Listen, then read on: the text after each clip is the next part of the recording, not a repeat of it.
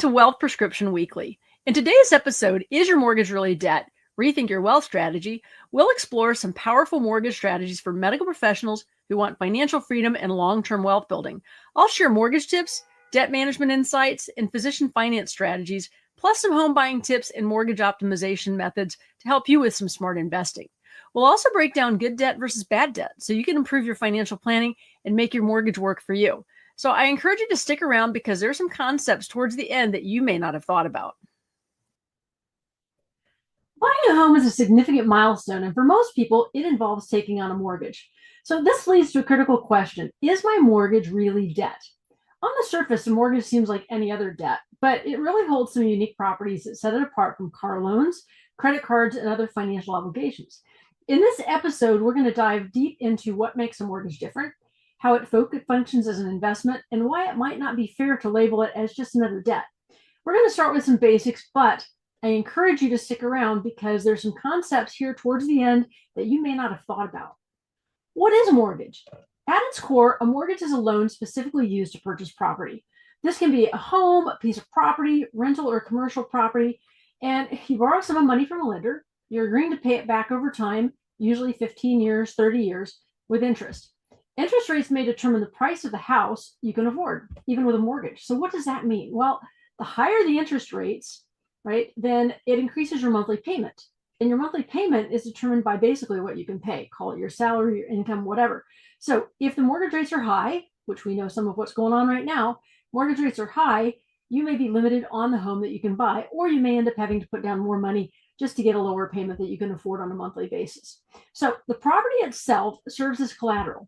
And what that means is if you default, meaning you haven't made your payments, the lender can seize your home or property that the mortgage is on. But there's more to the story than that. Rent versus mortgage, the investment perspective. So one of my mentors has a saying that sticks in my head when we talk about mortgages all the time. And he says, it costs money to sleep indoors. So that's true, isn't it? Whether you're paying for a hotel, you're paying rent, or you're paying a mortgage, it costs money to sleep indoors. And I want you to think about this. When you pay to stay in a hotel, that money is spent. We call it expense or we call it a cost, right? So the same thing is true for paying rent, right? You spend, you expense the money, and while you have a roof over your head, you don't have any ownership. And while it may be convenient and flexible, you have no ownership, or the industry term is equity, meaning money that's building for you on the inside. So every rent payment is money that you're never going to see again. It's what we call a sunk cost, means the money went in, it's never coming out, and there's no financial return. So when you pay a mortgage, part of your payment goes towards paying the principal. So the actual loan amount, while the rest of it covers the interest. And over time, as you pay down the principal, you're building some equity, which is the portion of the property you own outright. So this equity grows as you continue to make payments, and it can grow as a property appreciates in value, or we say as a property goes up in value. Think about that. If you have a mortgage and you have a house, is your house worth more today if you sold it than it was 10 years ago when you bought it? My guess is probably yes. So if a hotel and rent is an expense and it costs money to sleep indoors, is your mortgage, which is really like rent with ownership, really debt? Rent's not a debt. So why do we look at mortgage as a debt? Okay, the collateral on the loan is the property itself. So if a hotel and rent is an expense and it costs money to sleep indoors, is your mortgage, which is really like rent with ownership, really debt? Rent is not a debt. So why do we look at mortgages as debt? The collateral on the loan is the property itself. Okay, in most cases, unless there's a huge drop in the housing market, our property is worth what we paid for it. Meaning, if you had to sell it, most likely you could get your money back out of it.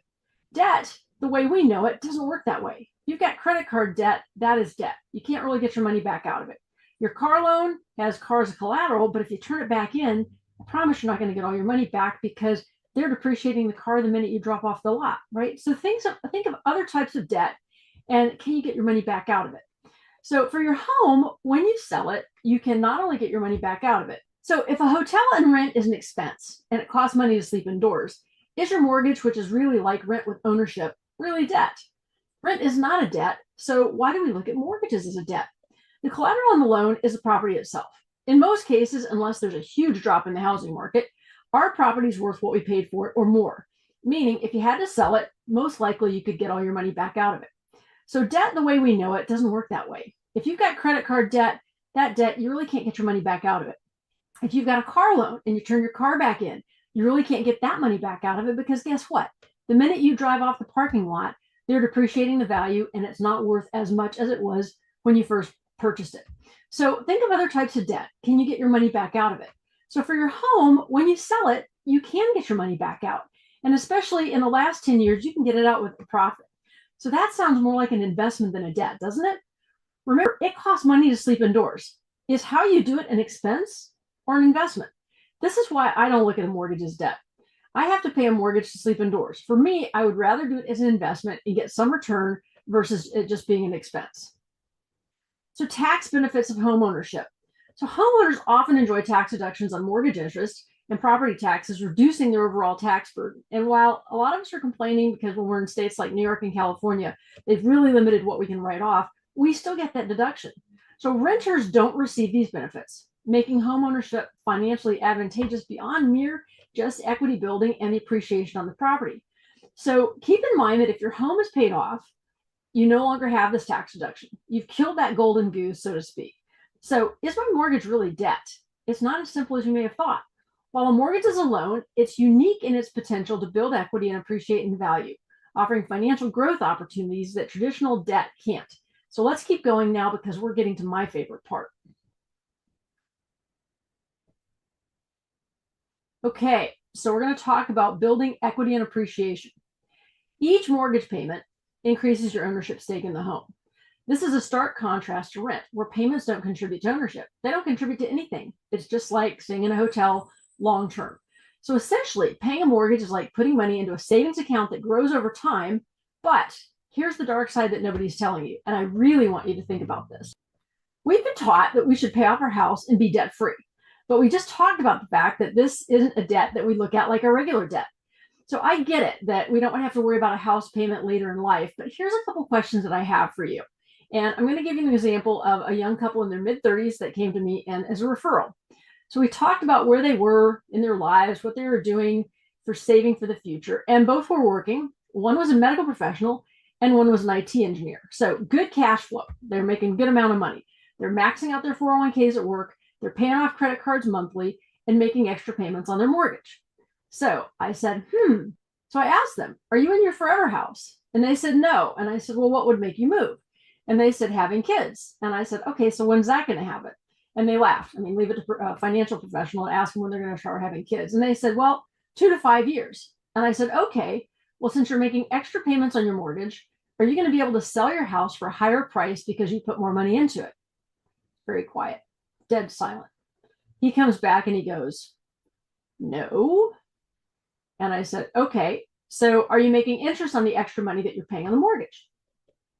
And he says, no. And I said, so then is that a good place to invest your money? And he says, no. And I said, well, if you get sick, you can't work, have some sort of emergency, and do you still have to pay your mortgage even though you made extra payments? And he said, yes. And I said, so what kind of deal is that? So let's think about that. No matter what happens, no matter how much money that you've put into it, if you get sick, you can't work, you lose your job, whatever, we've all had emergencies in our lives or known people that have had them, you still have to make those mortgage payments. So my point here is that having the money to pay off your mortgage is a great thing. And I highly encourage having those savings. But what if that money was actually working for you, making interest versus sinking it into that black hole called a mortgage, making no interest? So think about this. Even CDs at 5% are better than the 0% that you're making by putting that into this pretty inaccessible bank. And that's what it is. It's an inaccessible bank. So what is your home equity?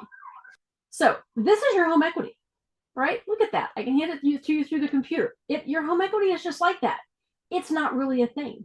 It's money sitting in a place that you have very little or no access to, okay? So the reality is that the increased value or equity in the home is not really yours until you sell the home. And then guess what? Most likely you need to buy another one. So there goes a good chunk of the money to do it all over again. I've got a lot of clients who are like, oh my gosh, my house is worth, whatever, zillions. And I'm like, that's great. So if you sell it, what are you going to buy? And guess what? There goes all of that money. But for the moment, it's locked up into the house until they sell it.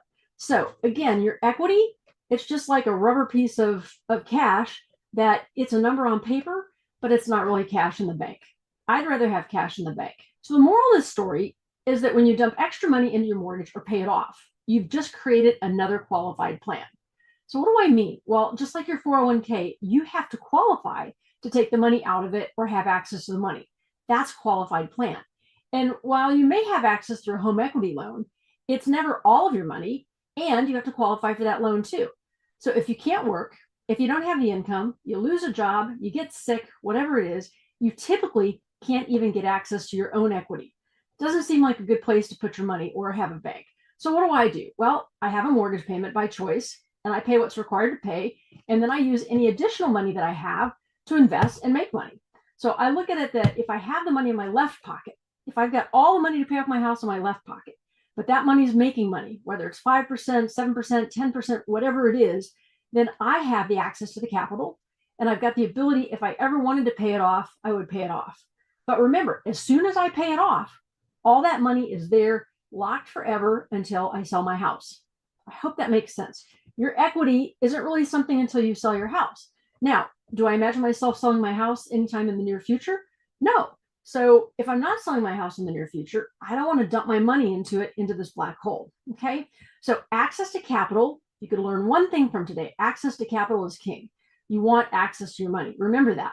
When we don't have access to capital, when we need it, that's when the negatives start piling up, right? When we don't have our money, that's when we have to use our credit cards. We have an emergency medical bill, things like that. That's when we start really having problems, is because we didn't have access to the money.